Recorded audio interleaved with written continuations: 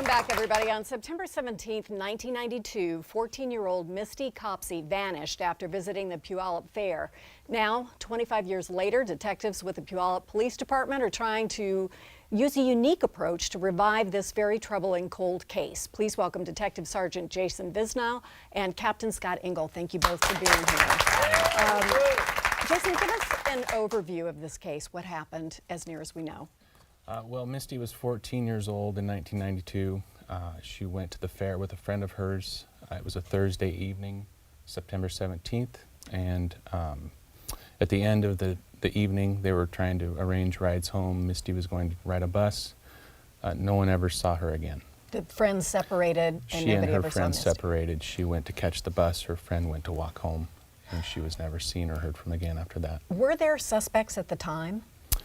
There have been a number of persons of interest in the case in the past 25 years, yes. But none of them checked out at all? There are no, how do I put this? There are no direct links to name one specific suspect. Okay. How do we know she's not just missing? We don't. So it's possible she's somewhere, it's possible she's There's deceased. always a possibility that she is still alive out there somewhere. So when you have an investigation like this and you check everything you can think of and follow all this up, and then there's a time where there's just nothing new, how do you keep the investigation alive? One way is a social media campaign such as Captain Engle began here last September. Which is a wonderful thing. Scott, tell us about that. This is pretty unique. I've not heard of this very often. Are you one of the first We are aware departments of to use this? two other departments doing this. One, the Royal Canadian Mounted Police, did it first in Quebec for a missing person homicide case.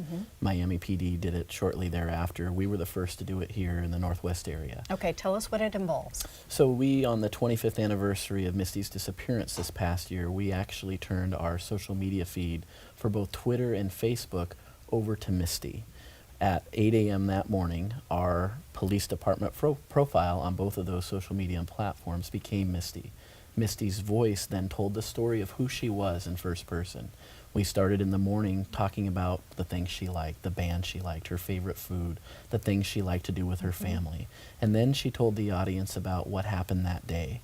And our hope was that folks would hear Misty's voice through what we were doing on social media to bring attention to her case, to let people know that Misty was a real person, Right. a 14-year-old girl She was that a this real should have never person. happened to. And how did you gather the facts to do the writing that appeared to be this first-person account?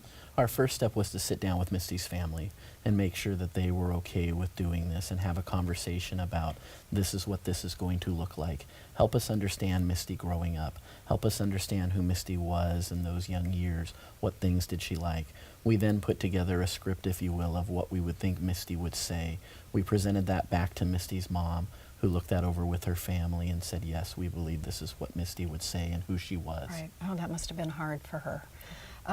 Did you enhance photos to give us an idea of what she might look like at this point? So we used one enhanced photo at the very end, which was the photo that we used from the National Center for Missing and Exploited Children. That's the one photo we used throughout. Otherwise, they were photos that were provided from her family back during that exact time period. What can you tell us about the response? The response was overwhelming. The reach for telling Misty's story was phenomenal, more than anything we've ever had for any case that we've ever had, and that was one of our goals, was to be able to reach an audience maybe outside of the Pacific Northwest region. 100 million people attend the Washington State Fair, the Puyallup Fair back then, so it's very possible transient folks coming into that fair may remember something. It may jog someone's memory.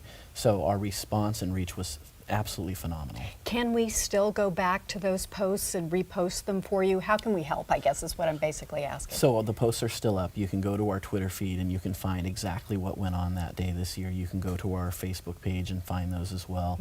You can also see people's comments.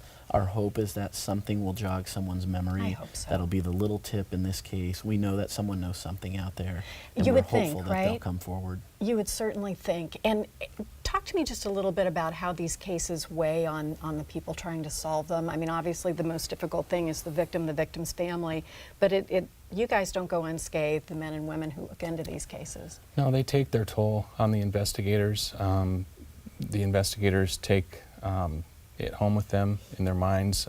Their families are aware of what they're doing. It just becomes a part of your life.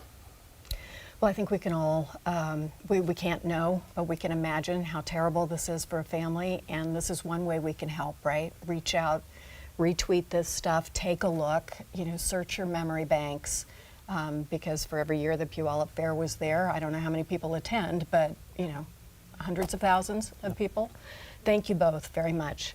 If you think you might have any information that might help the Puyallup Police Department, please visit our website for more information about how to contact them and just take a look at those accounts.